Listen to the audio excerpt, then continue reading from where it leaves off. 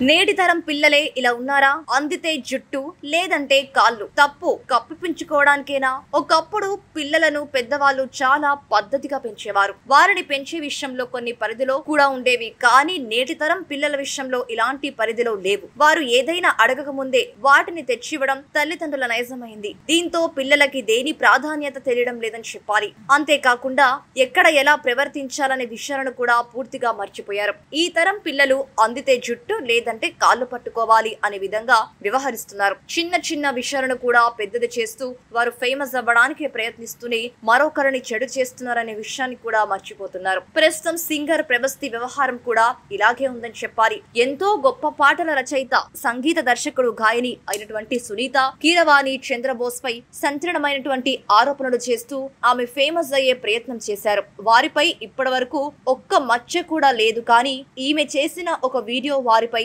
బురద జల్లింది. ఇలాంటి పిల్లకాకులు ప్రతిదీ రోడ్డుకి ఈడిస్తే గొప్ప అనుకుంటారు. ముఖ్యంగా వీరిని జెన్జీ అనే పేరుతో పిలుస్తున్నారు. చాలా సంస్థల్లో వాళ్ళని తీసుకోవడానికి సిద్ధంగా లేరు. అందుకు కారణం ఇలా చిన్న విషయాన్ని పెద్దది చేయడం, అబ్స్కాండ్ అవ్వడం, స్టాండ్ తీసుకోలేకపోవడం, ఎస్కేపిజం, ఎక్కువ మాట్లాడి తక్కువ పని చేయడం, చేయాల్సిన పనులను సరిగ్గా చేయరు. చివరికి ఇలాంటి వారు ఒకరిపై బురద జల్లి పరువు తీస్తుంటారు. సోషల్ మీడియా ఒకటి వచ్చాక ఎవ్వడు ఏదైనా మాట్లాడుకోవచ్చు కనుక ఒక ప్రఖ్యాత ప్రోగ్రాం మీద బురద జల్లితే తన తప్పు కప్పేయొచ్చు అనే విధంగా ప్రభస్తి వ్యవహరించారని చెప్పాలి. ఈ కార్యక్రమంలో తనని ఎలిమినేట్ చేశారంటే తన వద్ద టాలెంట్ లేదని, ఒకవేళ టాలెంట్ ఉంటే మరొక చోట నిరూపించుకోవాలి తప్ప ఇలా ఒకరిపై బురద జల్లడం సరైన అంశం కాదని పలువురు ప్రభస్తిపై విమర్శలు కురిపిస్తున్నారు.